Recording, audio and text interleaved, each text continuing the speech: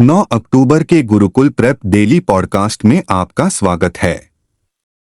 Update. एक महत्वपूर्ण दिन। विश्व डाक दिवस 9 अक्टूबर। विश्व डाक दिवस 9 अक्टूबर को विश्व स्तर पर मनाया जाता है। यह दिन स्विट्जरलैंड के बर्न में 1874 में यूनिवर्सल पोस्टल यूनियन (यूपीयू) की स्थापना की याद दिलाता है। इसे 1969 में टोक्यो, जापान में आयोजित यूपीयू कांग्रेस द्वारा विश्व डाक दिवस के रूप में घोषित किया गया था। यूपीयू ने वैश्विक संचार क्रांति पर ध्यान केंद्रित किया, जिसका उद्देश्य यह था कि लोग दुनिया भर में दूसरों को लिख सकें। यह दिन डाक सेवाओं के महत्व पर प्रकाश डालता है। यूपीयू की 150वीं वर्षगांठ को चिह्नित करने के लिए 2024 के लिए विश्व डाक दिवस की थीम है संचार को सक्षम करने और राष्ट्रों में लोगों को सशक्त बनाने के 150 वर्ष। अपडेट। 2 महत्वपूर्ण दिन। भारतीय विदेश सेवा दिवस 9 अक्टूबर। भारतीय विदेश सेवा (IFS) दिवस 9 अक्टूबर को आयोजित एक वार्षिक उत्सव है। यह विशेष दिन भारतीय विदेश सेवा की स्थापना का सम्मान करता है, जो दुनिया भर में भारत के राजनयिक, कांसुलर और वाणिज्यिक प्रतिनिधित्व के लिए एक महत्वपूर्ण संस्थान है। IFS दिवस की स्थापना भारतीय इतिहास में एक महत्वपूर्ण क्षण की है। 9 अक्टूबर 1946 को भारत सरकार ने औपचारिक रूप से भारतीय विदेश सेवा की स्थापना की। इस विकास ने विदेश और राजनीतिक विभाग से विदेश मंत्रालय में एक महत्वपूर्ण संक्रमण को चिह्नित किया जब भारत ने स्वतंत्रता प्राप्त की थी। अपडेट। 3 नियुक्ति। जेपी नड्डा WHO दक्षिण पूर्व एशिया क्षेत्रीय समिति के 77वें सत्र के अध्यक्ष चुने गए। विश्व स्वास्थ्य संगठन ने 7 से 9 अक्टूबर तक नई दिल्ली में दक्षिण पूर्व एशिया के लिए क्षेत्रीय समिति के अपने 77वें सत्र की शुरुआत की।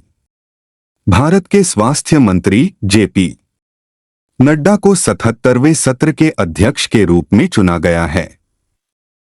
WHO दक्षिण पूर्व एशिया का 77वां क्षेत्रीय समिति सत्र इस क्षेत्र में WHO की वार्षिक शासी निकाय की बैठक है। सदस्य देशों में Bangladesh, Bhutan, democratic people's republic of Korea, Bharat, Indonesia, Maldives, Myanmar, Nepal, Sri Lanka, Thailand और तिमोर लेस्ते शामिल हैं। अपडेट। 4 पुरस्कार। 2025 राष्ट्रीय अनुभव पुरस्कार। पेंशन और पेंशनभोगी कल्याण विभाग ने मार्च 2015 में अनुभव नामक एक ऑनलाइन मंच लॉन्च किया था ताकि पात्र सेवानिवृत्त सरकारी कर्मचारियों को सरकार के साथ काम करने के अपने अनुभवों को साझा करने में सक्षम बनाया जा सके। 2025 राष्ट्रीय अनुभव पुरस्कार योजना अनुभव पोर्टल के इतिहास में पहली बार ऐतिहासिक क्षण है, क्योंकि पहली बार केंद्र सरकार के कर्मचारियों के अलावा सार्वजनिक क्षेत्र के बैंकों सहित केंद्रीय सार्वजनिक क्षेत्र के उपक्रमों (CPSU) के कर्मचारी भी अपने लेख प्रस्तुत करने के पात्र होंगे। अपडेट। 5 पुरस्कार।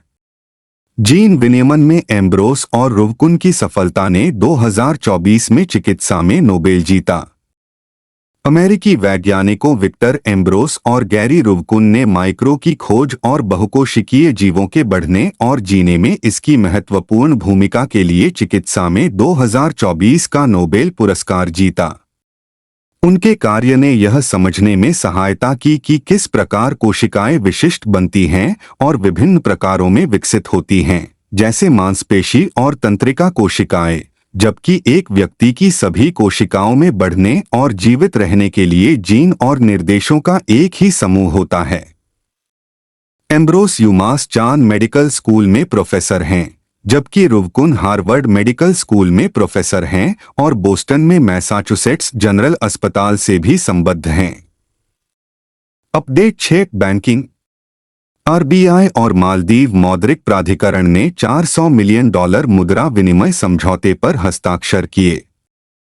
भारतीय रिजर्व बैंक (आरबीआई) ने एक बयान में कहा कि उसने सार्क करेंसी स्वैप फ्रेमवर्क 2024 से 27 के तहत मालदीव मौद्रिक प्राधिकरण (MMA) के साथ एक मुद्रा विनिमय समझौता किया है। यह ध्यान दिया जाना चाहिए कि सार्क करेंसी स्वैप फ्रेमवर्क 15 नवंबर 2012 को परिचालन में आया, जिसका उद्देश्य दीर्घकालिक व्यवस्था होने तक अल्पकालिक विदेशी मुद्रा तरलता आवश्यकताओं या अल्पकालिक भुगतान संतुलन तनाव के लिए वित्तपोषण की बैकस्टॉप लाइन प्रदान करना था। आरबीआई ने कहा कि समझौता 18 जून 2027 तक वैध होगा। अपडेट 7 अंतर्राष्ट्रीय। नेपाल ने प्रकाश मान सिंह राउत को मुख्य न्यायाधीश नियुक्त किया। नेपाल के राष्ट्रपति रामचंद्र पौडेल ने प्रकाश मान सिंह राउत को देश का नया मुख्य न्यायाधीश नियुक्त किया। अधिकारियों के अनुसार पौडेल ने राष्ट्रपति कार्यालय शीतल निवास में आयोजित एक विशेष समारोह में प्रधान न्यायाधीश राउत को पद एवं गोपनीयता की शपथ दिलाई। संवैधानिक परिषद ने 16 सितंबर को इस पद के लिए राउत के नाम की सिफारिश की थी। उनकी नियुक्ति निवर्तमान मुख्य न्यायाधीश बिशोम्भर प्रसाद श्रेष्ठ की सेवानिवृत्ति के बाद हुई है, जो 65 वर्ष की अनिवार्य सेवानिवृत्ति की आयु तक पहुंच गए थे। अपडेट 8 खेल। नीतीश कुमार ने आगामी महिला एशियाई चैंपियंस ट्रॉफी के लिए लोगो और शुभंकर का अनावरण किया। बिहार के मुख्यमंत्री नीतीश कुमार ने महिला एशियाई चैंपियंस ट्रॉफी 2024 के लिए लोगो और शुभंकर का अनावरण किया, जो नवंबर के 11 से 20 तक राजगीर में आयोजित किया जाएगा। गुड़िया नाम का शुभंकर बिहार के राज्य पक्षी गौरैया से प्रेरित है।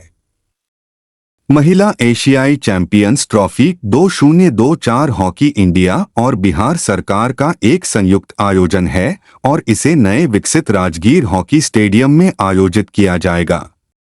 राज्य मंत्रिमंडल ने हाल ही में हॉकी इंडिया को इसके लिए 10 करोड़ रुपए मंजूर किए हैं। चैंपियनशिप में भारत, चीन, थाईलैंड, मलेशिया, दक्षिण कोरिया और जापान सहित 6 देश भाग ले रहे हैं। अपडेट 9 खेल। आडवाणी ने सिंगापुर ओपन बिलियर्ड्स में जीत दर्ज की। भारत के दिग्गज क्यूइस्ट पंकज आडवाणी ने सिंगापुर में स्थानीय प्रबल दावेदार जेडन ओंग को 5-1 से हराकर प्रतिष्ठित सोंघे सिंगापुर ओपन खिताब जीता। आडवाणी ने फाइनल में प्रवेश के लिए पूर्व IBSF विश्व स्नूकर चैंपियन थाईलैंड के देचावत पुमजेंग को एक रोमांचक क्वार्टर फाइनल में 4-3 से हराया। फाइनल का 5-1 का स्कोर एक तरफा था, जहां पहले 2 फ्रेम भारतीय खिलाड़ी ने दोनों मौकों पर सिंगापुर के खिलाड़ी को हराकर 2-0 की बढ़त हासिल की। आडवाणी नवंबर में दोहा में अपने विश्व बिलियर्ड्स खिताब का बचाव करेंगे।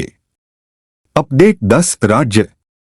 मुख्यमंत्री योगी आदित्यनाथ ने प्रयागराज में महाकुंभ 2025 के लोगो का अनावरण किया। उत्तर प्रदेश के मुख्यमंत्री योगी आदित्यनाथ ने प्रयागराज में महाकुंभ 2025 के लिए नए बहुरंगी लोगो का अनावरण किया। डिजाइन में एक मंदिर, एक दृष्टा, एक कलश, अक्षयवट वृक्ष और भगवान हनुमान की एक छवि है, जो सनातन सभ्यता में प्रकृति और मानवता के संगम का प्रतिनिधित्व करती है। यह आत्म जागरूकता और जन कल्याण के निरंतर प्रवाह का भी प्रतीक है, जो महाकुंभ 2025 के लिए एक प्रेरणादायक प्रतीक के रूप में कार्य करता है। यूनेस्को द्वारा मानवता की अमूर्त सांस्कृतिक विरासत के रूप में मान्यता प्राप्त कुंभ मेले को तीर्थयात्रियों की दुनिया की सबसे बड़ी शांतिपूर्ण सभा माना जाता है।